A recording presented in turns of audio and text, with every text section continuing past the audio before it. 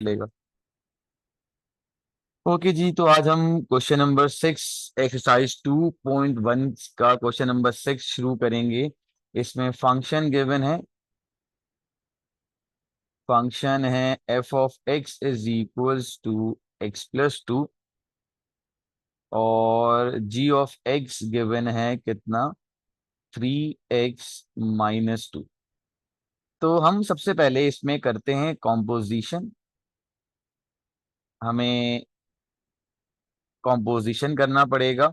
तो बेटा कॉम्पोजिशन के लिए सबसे पहला काम क्या होगा, हम क्या करेंगे, फॉग निकालेंगे। तो बेटा फॉग का मैंने आपको मतलब बताया है कि x है, तो आपने x पे ब्रैकेट बनाया और +2 एज इट इज, मतलब ये आपने पूरा फंक्शन ऑफ f लिखा, बस x की जगह आपने हर जगह छोड़ने हैं ब्रैकेट। अब इस ब्रैकेट में क्या आएगा कि अब पूरे इस ब्रैकेट में जहां जहां g होगा वहां कितना आ जाएगा 3x-2। कितना आ जाएगा 3x-2।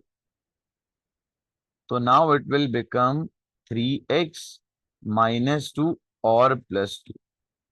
तो ये जो फॉग का आंसर आ जाएगा वो कितना आ जाएगा 3x। आप लोगों ने ये चीज मैंने जिस तरह सॉल्व करी है समझ में आ गई, कोई प्रॉब्लम तो नहीं है? मैं दोबारा एक बात रिपीट कर देता हूं। मैंने क्या निकाला, एफ ऑफ एक्स गिवन था, जी ऑफ एक्स गिवन था, मुझे निकालना था फॉग ऑफ एक्स। तो बेटा फॉग का मतलब होता है कि जी की पूरी वैल्यू पुट कर एफ के फंक्शन में जहां जहां एक्स है वहां वहां आपने क्या पुट कर देना होगा, जी की वैल्यू।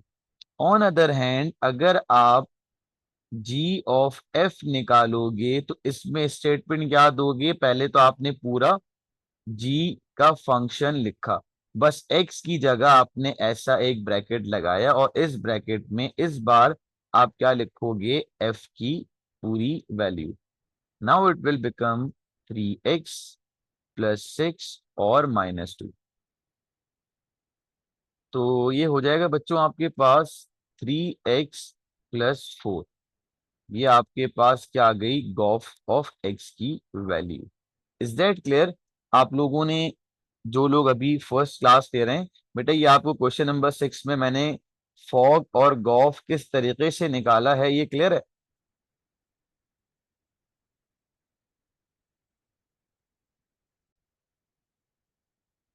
अच्छा जी, अब हम क्या करते हैं, हम यहाँ पे इनवर्स निकालेंगे। तो इनवर्स के लिए अगर मुझे एफ इनवर्स निकालना है तो मैं पूरा फंक्शन ऑफ एफ लिखूंगा। F of X should replace with Y और अब making x as a subject. अब आपने x को सब्जेक्ट बनाने के बाद क्या लिखना है, f inverse of x, y की जगह x और -2। ये आ गया f inverse of x, first से नहीं पढ़ा होगा। अब g इनवर्स ऑफ x भी निकाल देते हैं। तो बेटा g इनवर्स ऑफ x के लिए पहले g ऑफ x लिख लो, 3x-2। अब ये काम करने के बाद जहां पे g ऑफ x है वहां पे y आ जाएगा, -2 यहां आने के बाद +2।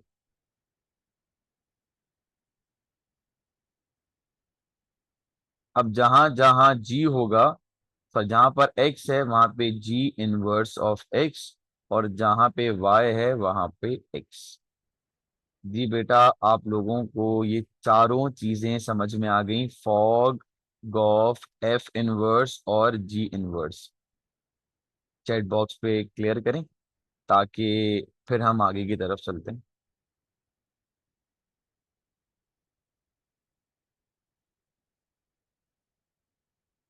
ठीक हो गया। अब क्योंकि हमने सारी कंडीशंस कैलकुलेट कर ली हैं, अब हम क्या कर लेते हैं, बस हम पहले ये कैलकुलेट कर लेते हैं, fog inverse sorry F inverse of ji inverse कर लेते हैं। तो ये भी आराम से हो जाता है, एफ इनवर्स और जी इनवर्स। अब हम कैलकुलेट करने जा रहे हैं F inverse of ji inverse. तो मींस आपने क्या करना है, एक्स यानी कि एफ के फंक्शन में जहां जहां एक्स होगा, आई रिपीट, एफ इनवर्स के फंक्शन में जहां जहां एक्स है, इस एक्स की जगह आपने जी इनवर्स की पूरी वैल्यू इस तरीके से पुट कर देनी है। कर दी सर। बेटा अब एलसीएम ले लीजिए, तो यहाँ आ जाएगा 3। तो 2 3 ज़ा 6/3, x -4/3, ये आ गया जी इनवर्स ऑफ एफ इनवर्स। ठीक है भाई।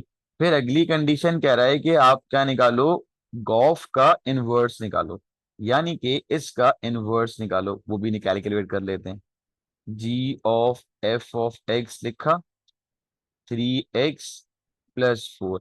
हाँ भाई, तो इस पूरे की जगह आपने क्या करना है, रिप्लेसमेंट। यहाँ आ जाएगा y, 3x+4, y-4 = 3x, y-4/3 = अब x की जगह कितना आ जाएगा, g(f) का होल इनवर्स इसके बराबर हो गया x-4/3 के। अब हम चलते हैं जरा क्वेश्चन में और देखते हैं कि क्या हमने सब चीजें कैलकुलेट कर ली। हमने ये भी कैलकुलेट कर लिया, हमने ये भी कर लिया, हमने ये भी कर लिया, बस हमने फॉग इनवर्स नहीं किया। तो जनाब अभी हम फॉग इनवर्स भी यहाँ कर लेते हैं। तो आपने पहले फॉग लिखा, 3x। अब जहां जहां फॉग है वहां पे आपने y लिख दिया, making x as a subject. अब जहां पे आपने x को सब्जेक्ट बनाया वहां पे आप लिखोगे फॉग का इनवर्स = x/3। अब वो आखिरी कंडीशन कह रहा है कि यार ये बताओ बराबर है या नहीं है। जी हाँ, ये बराबर हैं। ये आपने निकाला f inverse of g inverse का कॉम्पोजिशन, या आपने निकाला g(f)(f) का होल इनवर्स भी निकाले, दोनों बराबर आ गए। तो हमारा क्वेश्चन नंबर 6 भी पूरा कंप्लीट हो गया। अब आ जाएं आप क्वेश्चन नंबर 7 पे। तो क्वेश्चन नंबर 7 बिल्कुल इसी का रिफ्लेक्शन है। तो आप पहले क्या निकालेगा, के ओ एच निकाल दें, फिर एच ऑफ के निकाल दें, फिर एच इनवर्स निकाल दें, के इनवर्स निकाल दें। मतलब अगर आपको क्वेश्चन नंबर 6 बहुत अच्छे तरीके से क्लियर है, तो 7 आप अपने आप ही कर सकते हो। तो ये आपने ट्राई करना होगा और हो जाएगा इंशाल्लाह ताला, ये आपसे सॉल्व हो जाएगा। अब हम इसके बाद शुरू करेंगे एक्सरसाइज 2.2, जो पूरी एमसीक्यूज बेस कर रही है। और फिर उसके बाद हम नेक्स्ट क्लास में डिस्कस करेंगे 2.3 will be the most important exercise. Okay बेटा, अब हम एक्सरसाइज 2.3 पे चल रहे हैं। मैं एक्सरसाइज 2.2 का एक पीडीएफ लेक्चर में सारे ग्राफ वगैरह सिखा दूं, क्योंकि वो इतनी इंपॉर्टेंट एक्सरसाइज नहीं है। इंपॉर्टेंट एक्सरसाइज 2.3 है। पेपर में 2.3 से एक शॉर्ट क्वेश्चन आता है 4 मार्क्स का। ठीक है जी, एक शॉर्ट क्वेश्चन है, वो भी 4 मार्क्स का। मैं इसको यूं कर देता हूँ, 1 शॉर्ट क्वेश्चन और मार्क्स = 4।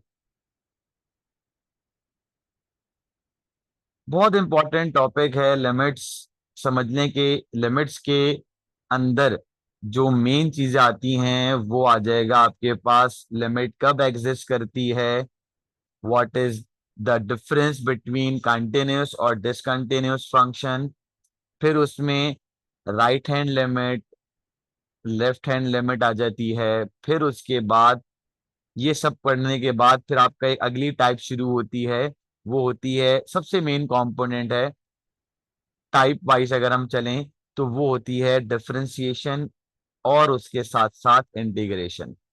तो हम पहले लिमिट्स के बारे में समझते हैं कि ये होती क्या है। भाई देखिए, आप मुझे एक बात बताएं, आप बचपन से मैथ्स पढ़ते आ रहे हैं, आपको एक बात समझाइए कि भाई हमें एक्सेप्टेबल चीजों पे काम करना होता है। या तो जीरो होगा एक्सेप्टेबल है, कुछ केसेस में इन्फिनिटी भी एक्सेप्टेड हो जाता है, और सारे इंटीजर्स, सारे नेचुरल नंबर, ये सब आप एक्सेप्ट, सारे इवन नंबर, ऑड नंबर सब एक्सेप्ट कर सकते हैं। अच्छा, हम कहते हैं कि यार इन्फिनिटी कैसे आता है, तो आपको पता है किसी नंबर के नीचे भी जीरो हो जाए तो वो इन्फिनिटी हो जाता है, और किसी नंबर के नीचे इन्फिनिटी आ जाए तो वो जीरो हो जाता है। ये रेलेवेंट बात है, ये आगे आपको बहुत हेल्प करेंगी। बट आपने इतनी मैथ्स पढ़ ली, कहीं पर भी आपको ऐसे अनडिटर्मिनेंट आंसर्स नहीं मिले, जिसमें से एक है 0/0, दूसरा हो गया इन्फिनिटी ओवर इन्फिनिटी, इन्फिनिटी की power infinity, 0 power infinity, infinity plus infinity, infinity minus infinity.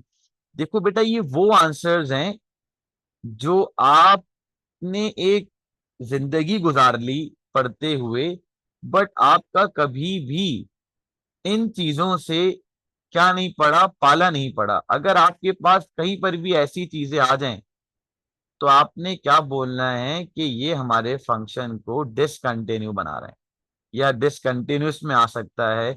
और अगर आपको और आसान समझना है तो आप ये बोलेंगे कि ये वो आंसर्स हैं जिनका ग्राफ एग्जिस्ट नहीं करता।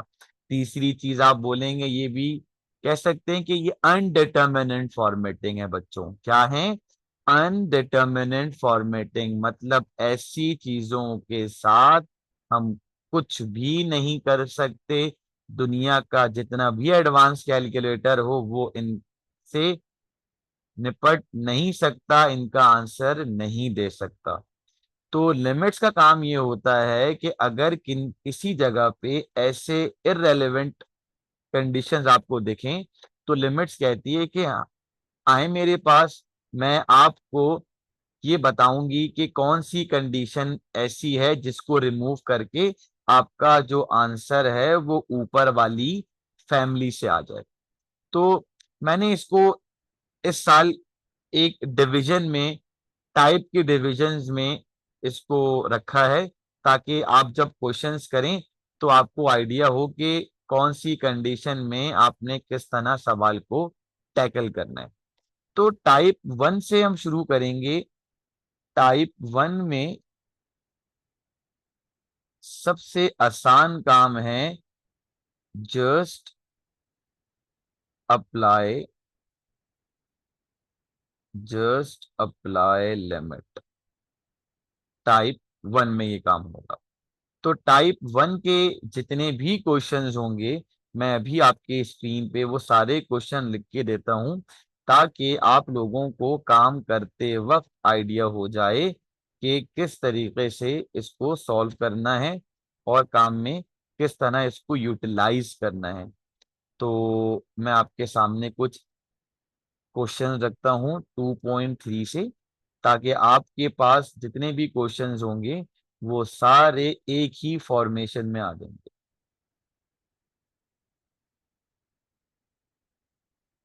टाइप 1 के सवाल ये आ गए आपकी स्क्रीन पे। क्वेश्चन नंबर 5 से शुरू कर रहे हैं, स्टार्टिंग वाले भी करेंगे, बट अभी हम जो टाइप डिस्कस कर रहे हैं उसमें तो बहुत ही आसान कंडीशन है। टाइप 1 सारी ऊपर वाले केस से बिलोंग करेगी। तो इसको पढ़ना सीखते हैं। पार्ट 5 का, क्वेश्चन नंबर 5 का फर्स्ट पार्ट कह रहा है लिमिट एक्स अप्रोचेस टूवर्ड 2, कि जो लिमिट है एक्स की वो कहाँ है, एक्स कहाँ अप्रोच हो रहा है 2 पे। तो आपने फर्स्ट पे क्या करना है, सवाल लिखा पूरा, limit X approaches toward 0, X की power 5 X square plus X plus 1। आपने यहाँ लिख दिया अप्लाई लिमिट। तो बेटा जहां जहां एक्स है वहां वहां आपने 2 पुट कर दिया। तो 2 की पावर 5 हो जाता है 32, 2 2 4, 2 और 1, 36, 37, 38, 39। तो बच्चों ये बताओ 39 एक एक्सेप्टेबल आंसर है, हाँ या ना? आई रिपीट 39 एक एक्सेप्टेबल आंसर है या नहीं है? तो बस आपने इसको यहीं पर छोड़ दिया, क्योंकि आपने जब फंक्शन की लिमिट अप्लाई करी तो इस पे ये क्या हो गया, डिफाइंड हो गया। ठीक है। अब आ जाएं अगली कंडीशन, यानी कि क्वेश्चन नंबर 2 पे। तो बेटा क्वेश्चन नंबर 2 में भी कुछ इसी तरीके के सिनेरियोज हैं। कह रहा है limit x approaches towards 5 x plus 1 upon x square. आपने यहाँ लिखा अप्लाई लिमिट। तो भाई जहां जहां एक्स है वहां पे चेक करके देखते हैं, 5 पुट करके रेलेवेंट आंसर आ रहा है या नहीं। तो 6/25। हाँ भाई, ये एक रैशनल आंसर है। क्लियर हो गई यहाँ तक बात? मतलब एक्सेप्टेबल आंसर समझ लें, आप इतनी डिटेल में मत जाएं, इतने भी काम बहुत है। अब आ जाएं थर्ड पार्ट। अब आपने क्या करना है, लिखा limit x approaches towards 1 bracket 2x³ plus 3x² और x प्लस 1 अप्लाई लिमिट। तो ये हो गया क्या कि अब जहां जहां x है वहां आपने 1 रख दिया। तो 2 1 ज़ा 2, 3 1 ज़ा 3, 1 प्लस 1। तो ये कितना आ जाएगा गर्ल्स, 5 और +2। तो योर आंसर इज 2 5 ज़ा 10। हाँ भाई बच्चों, 10 भी एक एक्सेप्टेबल आंसर है या नहीं?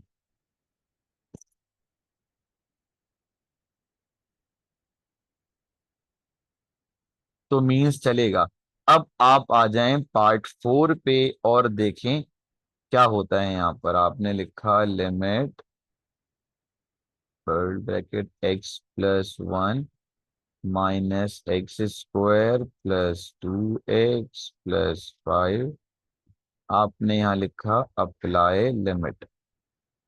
तो भाई x अप्रोच हो रहा था 5, तो यहाँ रखा 5 + 1, इट विल बिकम 6। 5 5 ज़ा 25, 2 5 ज़ा 10 और यहाँ पर है ये 3।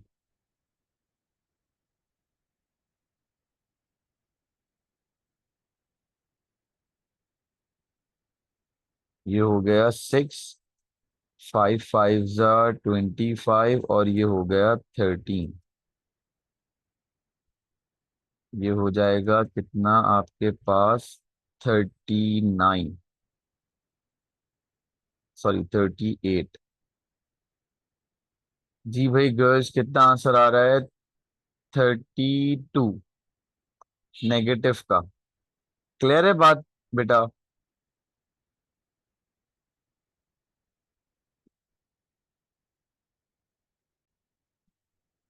अच्छा देखिए बेटा, मैंने क्या करा कि क्वेश्चन नंबर 6 के ये 3 पार्ट्स थे जो टाइप 1 के थे। फिर ये रिव्यू एक्सरसाइज आप जाएंगे कहाँ पे, रिव्यू एक्सरसाइज पे जाएंगे तो क्वेश्चन नंबर 14 के पार्ट 1 पार्ट 2 पार्ट 3 पार्ट 4। आप जब इस तरह सवाल करना शुरू करेंगे ना तो आपकी प्रैक्टिस भी ऐसी हो जाएगी कि आपको आइडिया हो जाएगा कि यार कौन टाइप 1 का सवाल है और कौन टाइप 2 का सवाल है। अब जैसे कि मान लें कि ये 6 का जो फर्स्ट पार्ट है पेपर में आ गया, एग्जाम्पल है। तो आपने क्या करना है, सबसे पहले हर सवाल में आपने अप्लाई करनी है लिमिट। और अगर आपके पास ऐसा आंसर है जो अनडिटर्मिनेट नहीं है तो बस आप उसे एक्सेप्ट करेंगे और आपका आंसर आ जाएगा। ये देखें इस तरीके से, ये हो जाएगा 1 का स्क्वायर 1, तो 5 की पावर 3, इट्स 125। ठीक है। अब आ जाएं सेकंड पार्ट। सेकंड पार्ट में भी क्या होगा, आपने क्वेश्चन लिखा limit x approaches toward 0 4/x - 4। आपने लिखा अप्लाई लिमिट। तो 0 - 4, 4 अपॉन -4, तो आंसर इज -1। तो ये दो पार्ट्स देखें कितने आराम से हो गए। अब आ जाए ये पार्ट नंबर 13। तो ये हो गया लिमिट x अप्रोचेस टूवर्ड 0, 2 की power x to -4x -8x -1/x+2। तो बेटा जहां जहां x है वहां वहां आपने क्या रख दिया, 0 रख दिया। 2 की पावर 0, 4 की पावर 0, 8 की पावर 0, -1 और इस तरह लिख दिया। फिर अब इसके बाद आप काम करने लगेंगे तो ये कितना हो जाएगा, 1 1 1 -1 अपॉन 2। तो ये 1 - 3 अपॉन कितना आ जाएगा, 2। तो -2 अपॉन +2। तो answer is -1। Is that clear? समझ में आया बेटा?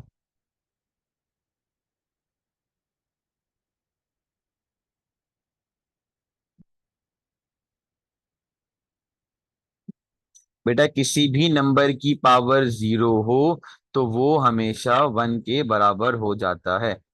तो यहाँ देखें, यहाँ पर भी 1 आ जाएगा, यहाँ पर भी 1 आ जाएगा और यहाँ पर भी 1 आ जाएगा। +1 में से -1 गया 0। तो ये -2 अपॉन +2 कितना आ जाएगा, -1। Is that clear? अब आपने प्रैक्टिस के लिए क्वेश्चन नंबर 14 का part 1, part 2, part 3 and part 4 करना है। तो आपका ये टाइप 1 का सारा मामला निकल गया। आई रिपीट, ये क्वेश्चन नंबर 14 रिव्यू एक्सरसाइज का क्वेश्चन है जिसके 4 पार्ट्स टाइप 1 के अंदर आएंगे। तो अगर मैं टोटल क्वेश्चन लिखूं टाइप 1 के, तो 6 से 3 है, 14 के 4 हैं, 5 6 7 8 क्वेश्चंस हैं टोटल टाइप 1 के। तो आपको ये क्वेश्चन इस तरह करने में आसानी हो जाएगी। ठीक है, आप ट्राई करिएगा, इंशाल्लाह किसी भी किस्म का प्रॉब्लम आपको नहीं होगा फेस।